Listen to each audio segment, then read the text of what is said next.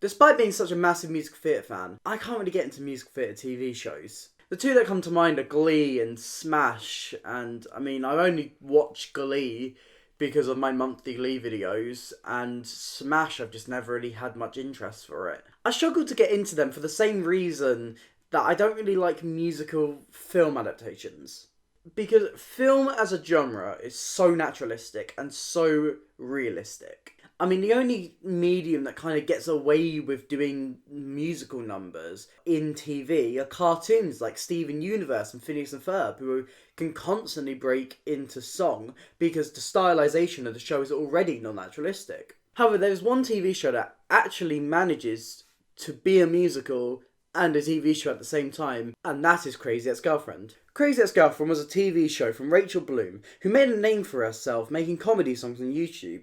These are surprisingly good and ring true of a time of YouTube long forgotten. So around 2015 or 2016, Rachel Bloom started pitching Crazy Ex-Girlfriend as a show. It got picked up by the CW. The show is this really clever deconstruction of the term Crazy Ex-Girlfriend, which could be seen as a sexist term now. And it kind of looks into more the mental health reasons of why somebody would do these actions that would then be labelled as them being a crazy ex-girlfriend. The show follows Rebecca, who is played by Rachel Bloom, who is this depressed lawyer living in New York, when she meets her ex-crush, Josh, and finds out he is soon moving back to his hometown.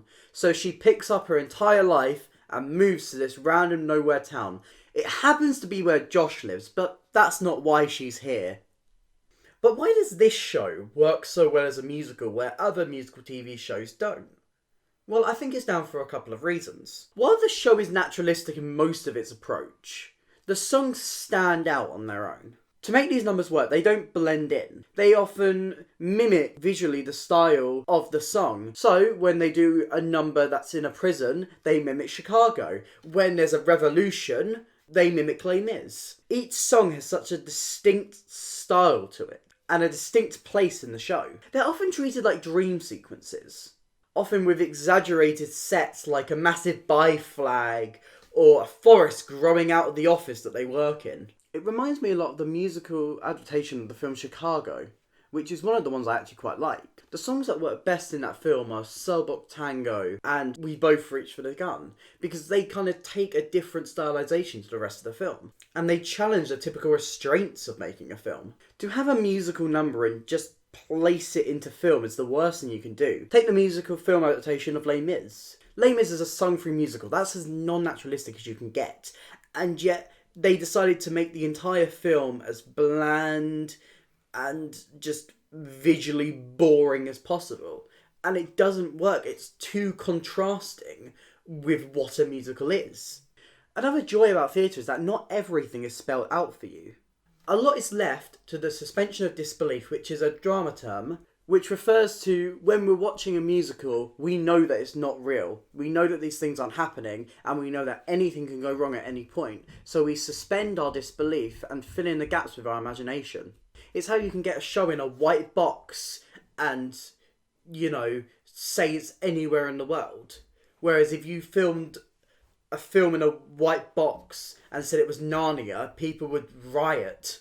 And in theatre, we can forgive these certain non-naturalistic elements, such as monologuing or over-the-top gestures, and of course, breaking into song. But film struggles with this a lot more, because it's more of a snapshot of real life. We're looking for those mistakes. We're looking for continuity errors. We're looking for any little thing that brings us out of it. So there's a lot less room for things like musical numbers. And there's more of a need for a naturalistic tone. But how does Crazy Ex-Girlfriend get around this? They reject naturalism in all of their musical numbers. And this in turn leads to a plethora of interesting set pieces and moments that a show like this would never be able to, take on without being a musical. A lot of these numbers feel like filmed pro shots, often having like a theatrical edge to them themselves.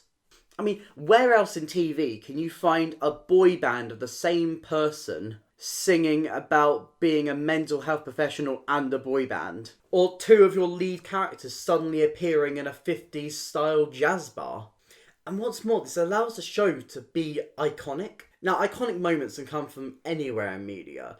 A show like The Office or Brooklyn Nine-Nine can have iconic moments because of funny characters or just interesting moments that are memorable. But Crazy Ex-Girlfriend has these, and it also have the added edge of these moments that stand out and are visually distinct. And the way it takes on this musical style from the very start of the number, so even if you looked at like the first frame of the song, you kind of know what style they're going for. Take any of these frames on screen right now from the songs of Crazy Ex-Girlfriend. You can tell what style these songs are going to be and what the show is trying to get across. A distinct visual style helps films so much, and it helps these songs fit into a more naturalistic piece of media. And what's more, Crazy Ex-Girlfriend even plays with the laws of this universe for comedic effect. And that brings me on to my next point. First and foremost, Crazy Ex-Girlfriend is a comedy. But I think this is another reason why it's a perfect match for musical theatre. With outlandish moments and hammed up acting, comedy as a genre, even in film, has a level of non-naturalism to it. I think a good example of this is looking at the work of Jim Carrey. He's an actor who comes on screen, just lights up and plays it to 11. Take a film like The Mask or Bruce Almighty or The Grinch, he is lively on that screen and he is not naturalistic or realistic at all. But it works, because they're playing it to get a laugh. So within comedy, there's already small elements of non-naturalism. So it's not a hard concept to grasp that Crazy Ex-Girlfriend, a comedy, would randomly break into musical numbers. And the songs reflect the comedic tone of the show as well. Rachel Bloom uses her wit to great effect here, and delivers songs with witty punchlines and just outlandish concepts. A musical number can occur from a big moment, such as Josh finding out Rebecca's true intentions, and that leads into this massive ballad as it would in a normal musical. But then that's twisted on itself when the ballad turns out to be about Rebecca just calling herself a stupid bitch. Or even more comedic, it can occur from just the stupidest, smallest moment, such as getting ready for a date or literally just daydreaming. Crazy Ex-Girlfriend explores all the possibilities of the musical genre to heighten the other genre that they have. Crazy Ex-Girlfriend, without the songs, wouldn't be as funny, and without the comedy, the songs wouldn't be as good. Imagine for a second that the songs just weren't there in the show. I'll use the example Don't Be a Lawyer from season 4. Without the song here, you just get a brief throwaway line. But with the song, you get to explore a much wider array of issues surrounding this small topic that another show would just leave on the cutting room floor. Imagine how much you would lose without the songs in this case. Crazy Ex-Girlfriend just has this way of tapping into both of their subgenres just to heighten each other up, and it is so fun to watch. So it manages to make non-naturalism and naturalism coexist in the same place. And this in turn boosts the comedy. But this would mean nothing if the show didn't have a certain quality about it. There are over 140 songs from Crazy Ex-Girlfriend over the 4 seasons that it had. This does include reprises, but even so, that is an impressive feat.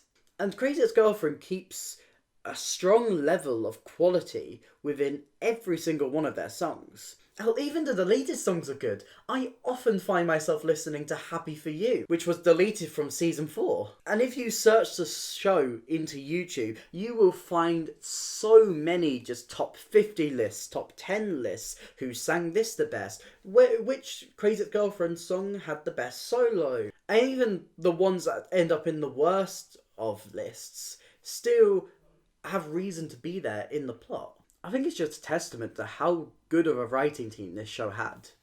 Out of 140 songs, there's very few that I'd skip if they came up on my shuffle. And honestly, I can't even give that feat to most musicals that often have about 20 songs. There's a lot of care put into every single one of these songs.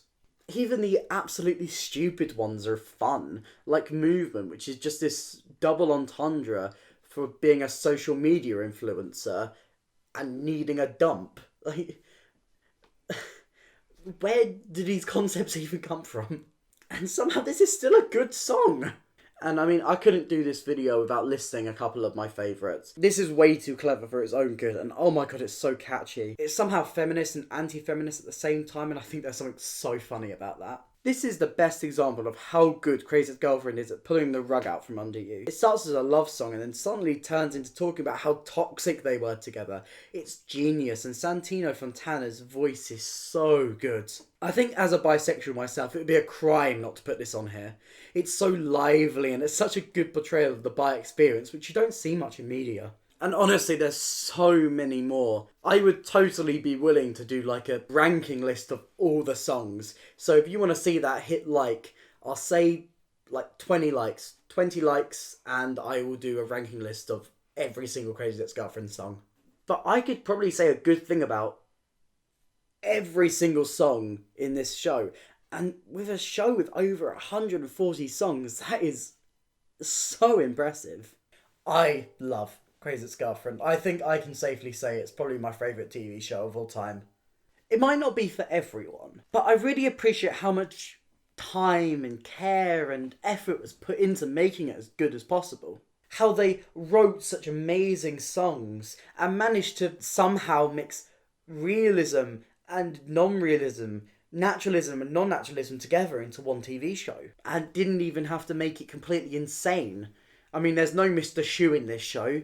There's only a dad who really loves his daughter, but not in a creepy way.